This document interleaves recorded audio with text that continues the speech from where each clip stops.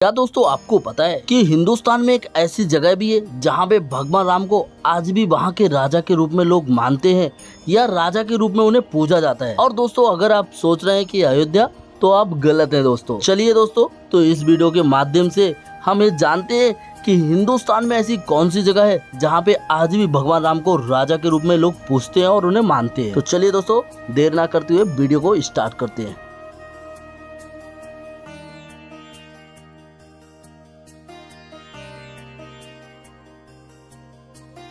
दोस्तों मैं बात कर रहा हूँ मध्य प्रदेश के जिला निवाड़ी और बेतवा नदी के तट पे बसी ओरछा धाम की, जो कि आस्था का केंद्र है। और यहाँ पे आज भी भगवान राम को एक राजा के रूप में माना जाता है और पूजा जाता है।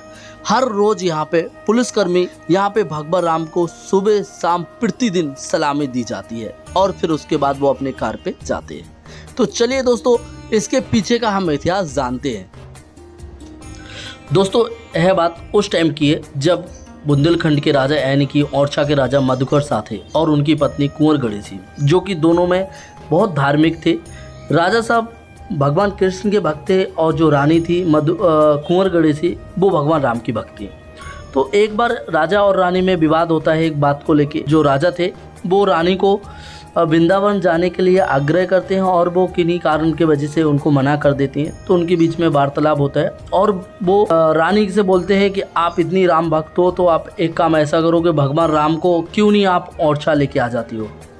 तो ये बात को मतलब रानी ने स्वीकार किया और उन्होंने बोला राजा से कि मैं अभी अयोध्या जा रही हूँ और वहाँ से अपने साथ भगवान राम को ही अपने संग लेके लौटूंगी, नहीं तो मैं अन्यथा नहीं लौट कर आऊँगी। फिर रानी ओरछा से अयोध्या की ओर चली जाती हैं और वहाँ पे सरयू नदी मतलब लक्ष्मण मंदिर के पास बैठकर कई दिनों तक वो तप करती हैं। और तप करने के बाद उनको फिर भी भगवान के दर्शन नहीं होते हैं, तो वो अपने आप को ख़त्म करने के लिए सरयू में पानी में अपने आप को समर्पण करने के लिए जैसे ही वो अंदर जाने की कोशिश करती हैं, तो भगवान बाल रूप में उनको दर्शन देते हैं और उनकी जो इच्छा होती है वो उनके सामने प्रकट करती हैं। तो भगवान उनकी शर्त मानने को लिए तैयार हो जाते हैं। पर भगवान की भी शर्त होती है। वो भगवान दो शर्त रखते हैं कि मैं आपके साथ चल तो सकता हूँ, लेकिन वो उन्होंने बोला पहली शर्त मेरी ये है कि मैं जब भी आपके साथ जाऊँगा उस टाइम मतलब पुख नक्षत्र में ही मैं आपके साथ जाऊँगा। और दूसरा, मैं जहाँ आप मुझे रख देंगी मैं एक बार वहीं बैठ जाऊँगा और जहाँ मैं रहूँगा उधर का राजा कोई दूसरा नहीं रहेगा, मैं ही वहाँ के राजा रहूँगा। तो जो कुंवर गणेशी थी वो इनकी भगवान राम की दोनों शर्तों को मान लेती हैं और पुख नक्षत्र में उनको लेके आती हैं ओरछा। और आप ये जो मंदिर देख रहे हो चतुर्भुज मंदिर है जो भगवान के लिए बनाया था और ये लक्ष्मी मंदिर है।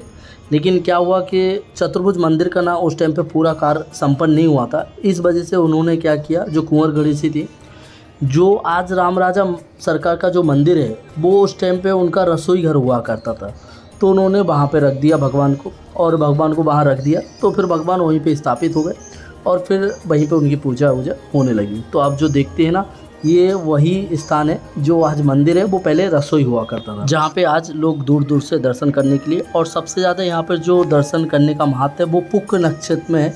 तो सब लोग पुख के नक्षत्र में यहाँ पे दर्शन करने के लिए लोग आते हैं। अगर आप अभी तक नहीं गए तो एक बार जाके दर्शन जरूर करें। और दोस्तों ओरछा में कई ऊंचे मीनार, किले और मंदिर के साथ साथ यहाँ पे दो बहुत विशाल स्तंभ भी बने हुए हैं, जिनको लोग नाम साधो और भादो के नाम से लोग जानते हैं। और इनका एक अलग ही एक अपना इतिहास है अपनी जगह पे। और लोगों का ऐसा मानना है और कहना है कि ये सावन और भादो के महीने में पुख नक्षत्र में ये दोनों खंभे आपस में जुड़ जाया करते हैं। और बहुत से लोगों ने इन्हें जुड़ते हुए भी देखा है, लेकिन बहुत से लोगों ने इन्हें और जुड़ते हुए देखने के लिए लोग मतलब बहुत दूर दूर से लोग आते हैं। तो इनका एक अलग से एक अपना इतिहास है और ये यहाँ की बहुत बड़ी सुंदरता है।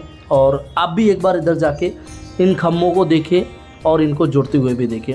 और यहाँ पर पुख नक्षत्र में जाना बहुत शुभ माना जाता है। तो दोस्तों आप भी अपनी फैमिली के साथ जाइए। और दोस्तों इस वीडियो के लिए इतना ही, मिलते हैं आपसे अगली